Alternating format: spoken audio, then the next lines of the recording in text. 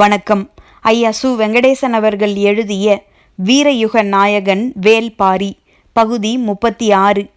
தேவாங்கை கொண்டு வருதலுக்கான பேச்சுகள் அனைத்தும் பரம்பின் மீது படையெடுப்பதை பற்றிய பேச்சாகவே முடிகின்றன. அதுவன்றி வேறு வழிகளை பற்றி அக்கறையோடு விவாதித்தனர் முசுகுந்தரும் சூழ்கடல் முதுவனும். அதே கருத்துதான் திசைவேழருக்கும். ஆனால் இவர்களால் மாற்று வழியை சொல்ல முடியவில்லை. எனவே எல்லா உரையாடல்களும் இயல்பாக கருங்கைவாணனிடம் போய் முடிந்தன. கருங்கைவாணனும் பொதிய வெற்பனும் குரல் உயர்த்தி பேசுவதற்கான வாய்ப்பை இவை வழங்கின. பாரி இவ்விலங்கை வைத்து என்ன செய்யப் போகிறான்? 4 ஆண்டுகளுக்கு ஒரு முறை கூடையிலிருந்து பழம் பொறுக்கத்தான் பயன்படுத்துவான் என்றால் அது எவ்வளவு பெரிய அறியாமை! நாம் அவனிடம் எடுத்துச் சொல்லலாம். இவ்விலங்கின் வலிமை கடலில்தான் இருக்கிறது. கடற்பயணத்தில் காற்றை வெல்லவும் கரையை சொல்லவும் ஆற்றல் கொண்ட ஒன்றை அதற்குரிய இடத்தில் பயன்படுத்துதலே முறை. இதனை உரியவர் மூலம் பாரியிடம் சொல்ல வைப்போம் என்று வாதிட்டார் முசுகுந்தர். உரியவர் என்றால் யார்? வழக்கம் போல அரசு அமைச்சர்களை அனுப்பாமல் பாரி பெரிதும் மதிக்கிற மனிதர்களை அனுப்பி வைப்போம். நீங்கள் யாரை சொல்கிறீர்கள்? கபிலர் போன்ற பெரும் புலவர்களை அனுப்பி பேசச் சொல்லலாம் என்கிறேன். பெரும்புலவர் கபிலர் எங்கிருக்கிறார் என்றே தெரியவில்லை. திருமணத்துக்கே இன்னும் வந்து சேரவில்லையே. அவரை எங்கே போய் தேடுவது? அது ஒன்றும் கடினமான செயல் அல்ல. நாம் நினைத்தால் அவரை கண்டடைந்து விடலாம். ஆனால் அதற்கு மாதக்கணக்கில் ஆகும். அதுவரை பொறுத்திருக்க முடியுமா? பேச்சின் போக்கு பொதிய வெற்பனுக்கு பிடிக்கவில்லை. உரையாடல்களை பெரும்பாலான நேரங்களில் உணர்வுகளே முடிவு செய்கின்றன. பொதிய வெற்பன் உணர்வின் கொந்தளிப்பில் இருந்தான். பொதுவாக திருமண காலங்களில் போர் தொடுத்தல் விரும்பத்தக்கதல்ல. ஆனால் இப்பொழுது உள்ள சூழல் இத்திருமணமே போரின் வாசலை வேகமாக திறந்து விடுவதாக இருக்கிறது. பேரரசர் குலசேகர பாண்டியனின் ஆற்றலே தன்னை சுற்றியுள்ளவர்கள் எவ்வளவு வலியுறுத்தி சொன்னாலும் அதன் உள்ளுண்மையை மட்டுமே கண்டுணரும் அறிவுதான். அதனால் பொதியவெற்பன் எவ்வளவு குரல் கொடுத்தும் அவர் ஏற்றுக்கொள்வதற்கான செய்திகள் கிடைக்காமலே இருந்தன. பொதியவெற்பன் சொன்னான், படைகளை பெருக்குதல், பிற வேந்தர்களை திரை செலுத்தச் செய்தல், பகைவரை அழித்தல், நிலப்பகுதியை மேன்மேலும் அதிகப்படுத்துதல், குடிகளை நன்கு காத்தல், இவைகளே அரச நியதி. இந்நியதியை நிலைநாட்டியே நமது முன்னோர்கள் இப்பேரரசை கட்டி எழுப்பினர். நாம் அவ்வழி செல்லுதலே முறை. பொதியவெற்பன் ஒரு வகையில் பேரரசரை சீண்டும் வேலையை தொடங்குகிறான் என தலைமை அமைச்சருக்கு புரிந்தது. ஆனால் பேரரசர் எடுக்க வேண்டிய முடிவில் தெளிவாக இருப்பார் என்று யாவருக்கும் தெரியும். அவர் உரையாடலின் தன்மையை கூர்ந்து கவனித்தபடி இருந்தார். திருமண விழா கொண்டாட்டம் பெருகியபடி இருந்தது. மணவிழாவின் மிக முக்கிய நிகழ்வான மலரணிதல் சடங்கு இன்னும் சில நாழிகைகளில் நடக்க இருக்கிறது. நமது மனநிலையை வேறு ஒன்று ஆட்சி செய்கிறது. இது ஓர் அரிய வாய்ப்பு. கடல் வணிகத்தில் பிற பேரரசுகளை வெல்லுவது மட்டுமல்ல, யவனர்களையே நம்மை கண்டு மிரளச் செய்யலாம். கிழக்கு கடலையும் மேற்கு கடலையும் நமது கப்பல்கள் ஆளும். அது நமது அரசியல் வலிமையை மேலும் பல மடங்கு அதிகப்படுத்தும். இதனை பிறர் அறியாமல் செய்யும் முறையே சிறந்தது. போர் தொடுத்தல் இக்காரணத்தை வெளிப்படுத்தும். அதன் இறுதி அழிவில் அவ்விலங்கினங்களே கூட அழிந்துவிடும் ஆபத்தும் உண்டு. எனவே சற்று நிதானமாக சிந்தித்து முடிவு செய்ய வேண்டும் என்று நினைத்தார். வெங்கல் நாட்டு சிறுகுடி மன்னன் மயூர்கிழார் வரும் வரை முடிவெடுப்பதை தள்ளி போட்டார். 6 நாட்களுக்கு பின் மயூர்கிழார் வந்து சேர்ந்தார். மறுநாள் காலை சிற்றரங்கிற்கு அவர் அழைத்து வரப்பட்டார். கையில் காராளி செய்த காமன் விளக்கோடு வந்தார். பேரரசரை பார்த்ததும் அதனை அவரிடம் கொடுத்து அதன் சிறப்பை சொல்ல வேண்டும் என்று விரும்பினார். மலரணியும் நிகழ்வுக்கு புறப்பட தயாராயிருந்த பேரரசருக்கு மயூர்கிழார் வந்துள்ள செய்தி சொல்லப்பட்டது. உடனே சந்திக்க ஏற்பாடானது. அவர் அளித்த காமன் விளக்கை பெற்றுக்கொண்டார்.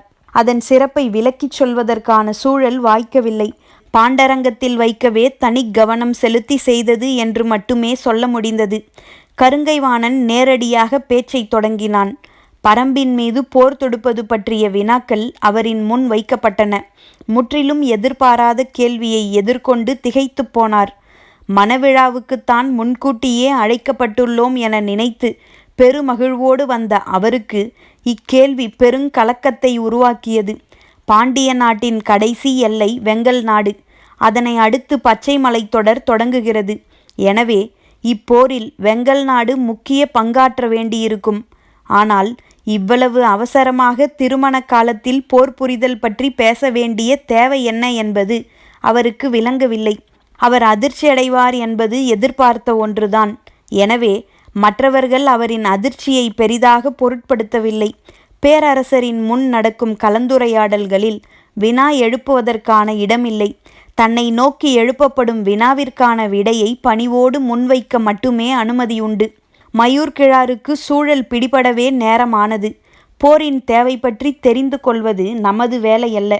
போரின் தன்மை பற்றி தனது அறிவுக்குட்பட்டதை சொல்லிவிடுவோம் என்ற முடிவுக்கு வந்தார். தளபதி கருங்கைவாணன் கேட்டான், பரம்பு நாட்டில் மொத்தம் எத்தனை ஊர்கள் உள்ளன? 400க்கும் மேல் இருக்கும் என்று நினைக்கிறேன். மலையில் அமைந்துள்ள ஊரின் பரப்பும் மக்களின் எண்ணிக்கையும் மிக குறுகிய அளவுதானே இருக்கும். ஆம் என்றார் மயூர் கிழார். ஆண் பெண் குழந்தைகள் என எல்லாம் சேர்த்து பரம்பு நாட்டில் எவ்வளவு பேர் இருப்பார்கள்? இவ்வினாவிற்கு எப்படி விடை சொல்ல முடியும்? பரம்பு நாட்டின் ஓர் ஊரை கூட நான் கண்களால் பார்த்ததில்லை. ஒரு சில மனிதர்களை மட்டுமே பார்த்துள்ளேன். பின் எப்படி இதற்கு விடை சொல்வது என்று தயங்கிக் கொண்டிருக்கையில் கருங்கைவாணன் சொன்னான், பாண்டிய பேரரசின் நிலைப்படையின் எண்ணிக்கையில் பாதி கூட பரம்பு நாட்டு மக்களின் எண்ணிக்கை இருக்காது. தளபதி சொல்லும் கணக்கு சரியாக இருக்கவே வாய்ப்புள்ளது. ஏனென்றால் பாண்டிய நாட்டு நிலைப்படையின் வலிமை அப்படி. இந்த கணக்கு சொல்லப்படுவதற்கான காரணம் எல்லாரும் அறிந்ததே. ஆனால் போர் என்பது எண்ணிக்கையால் மட்டும் தீர்மானிக்கப்படுவதில்லை. அதை பேரரசர் அறிவார். எனவேதான் தளபதியின் சொல்லை விட மயூர் கிழாரின் சொல்லை அவர் மிக கூர்மையாக கவனித்து வந்தார். மிக உறுதியாக முன்வைக்கப்படும் தளபதியின் வார்த்தையை எதிர்கொள்ள முடியாமல் அமைதி காத்தது அவை.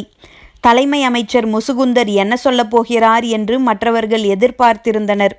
இதற்கு மேல் போரற்ற ஒரு பேச்சுக்கான இடம் அங்கு இல்லை என்பது அனைவரும் அறிந்ததனால் அமைதி நீடிக்கவே செய்தது.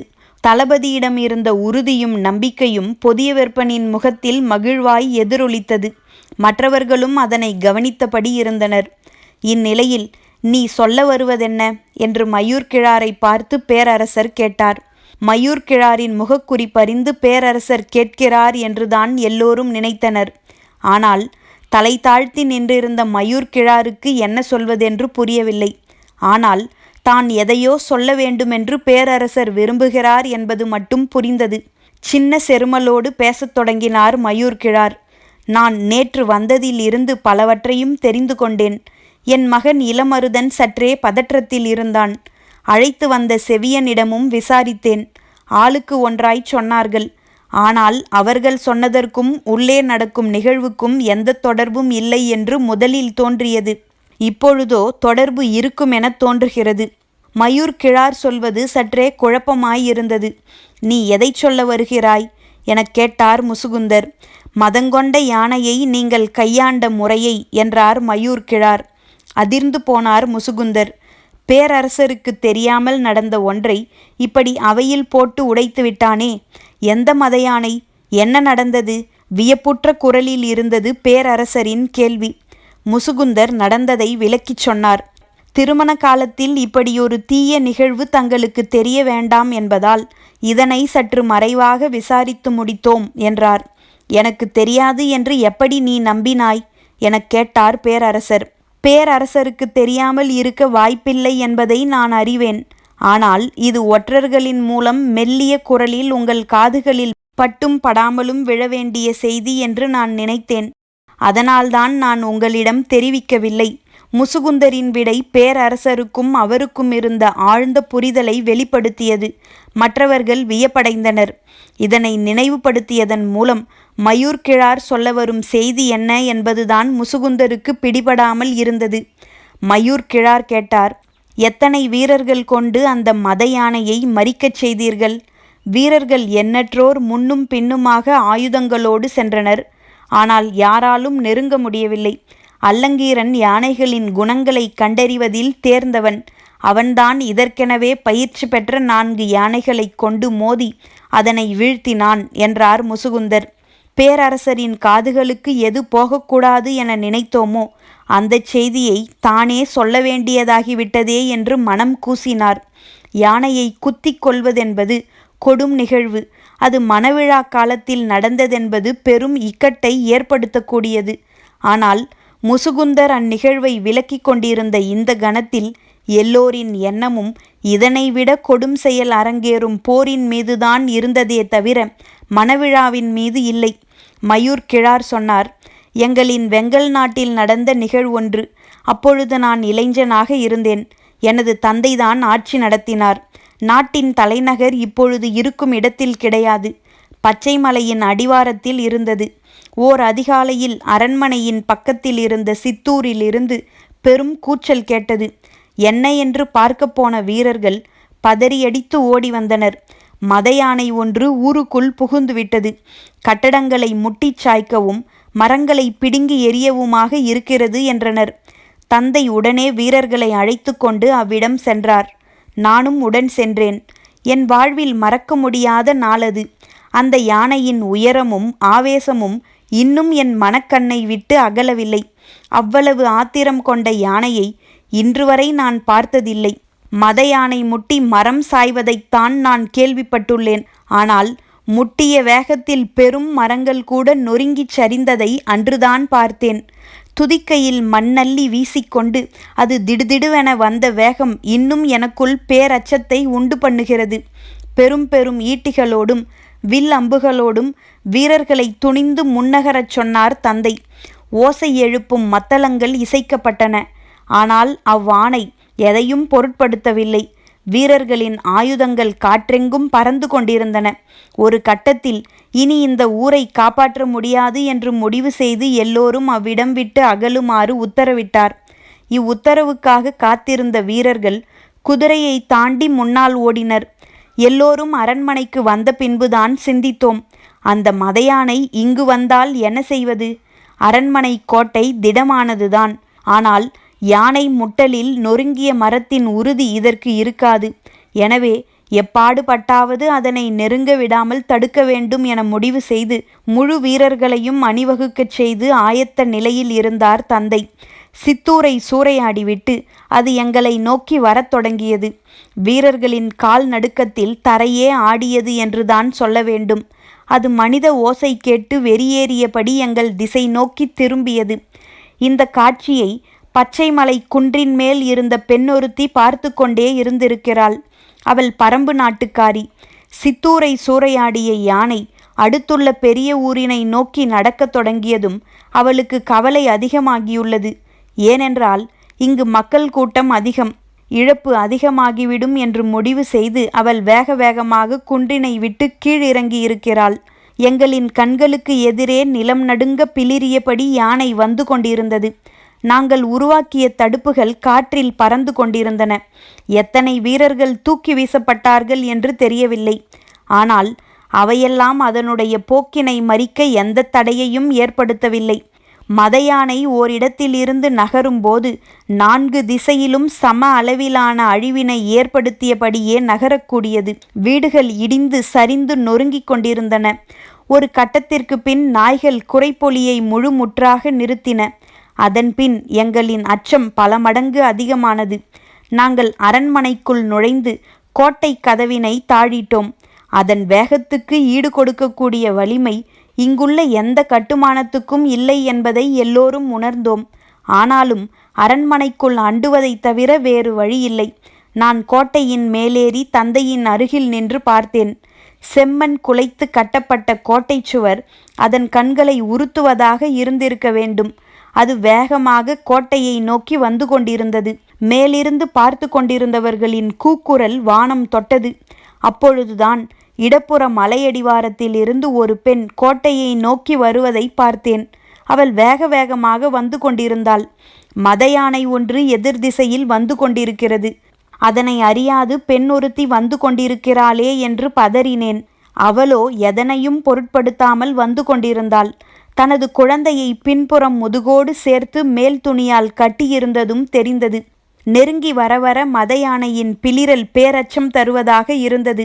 என்ன நடக்கப் போகிறதோ என்ற அச்சத்தால் நாங்கள் உறைந்து போயிருந்தோம். ஆனால் எவ்வித அச்ச உணர்வுமின்றி அவள் எதிரில் நடந்து வந்து கொண்டிருந்தாள். முதுகுப்புறம் இருந்த குழந்தை அழுதிருக்க வேண்டும். முன்புறம் போட்டு மார்பில் பால் குடிப்பதற்கு ஏற்ப துணியை குழந்தையோடு இருக்க கட்டினாள். ஆனாலும் அவள் நடையின் வேகம் குறைந்தபாடில்லை. அவள் கையில் ஏதோ ஒரு செடி ஒன்றை வைத்திருப்பது மட்டும் தொலைவிலிருந்து பார்க்கும் பொழுது தெரிந்தது. அவள் அரண்மனை வாசல் நோக்கி உதவி கேட்டு வருகிறாள் என்றுதான் முதலில் நினைத்தேன்.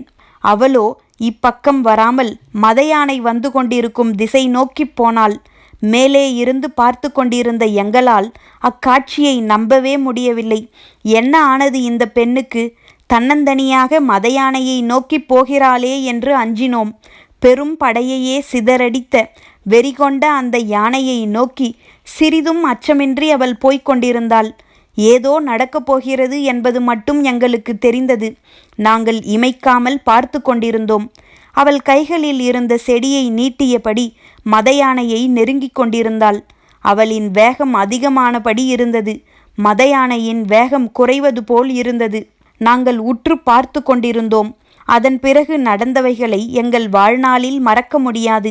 அத்தனை 100 வீரர்களை வீசி எறிந்து குத்தீட்டிகளையும் வேல் கம்புகளையும் சிதறடித்து எதிரில் பட்டதையெல்லாம் முட்டித்தள்ளி மண்ணோடு மண்ணாக்கிய அந்த மதயானை மேய்ப்பனின் முன் பணியும் கிடையாடு போல அவளின் சொல் கேட்டு பணிந்தது.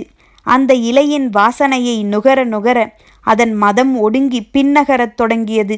அவள் தன்னந்தனியாக சிறு குச்சியை கொண்டு விரட்டுவதைப் போல யானையை விரட்டி கொண்டு மலையிலே ஏற்றிவிட்டாள். எங்களின் உயிரச்சம் களைய நீண்ட பொழுதானது. நாங்கள் கோட்டை கதவை திறந்து அவளை நோக்கி ஓடினோம். அவள் மலைக்குள் போவதற்குள் அவளை சென்றடைந்தோம். பால் குடித்து முடித்த குழந்தையை பின் தோளிலே போட்டாள். எனது தந்தை கண்ணீர் மல்க அவளை வணங்கினார்.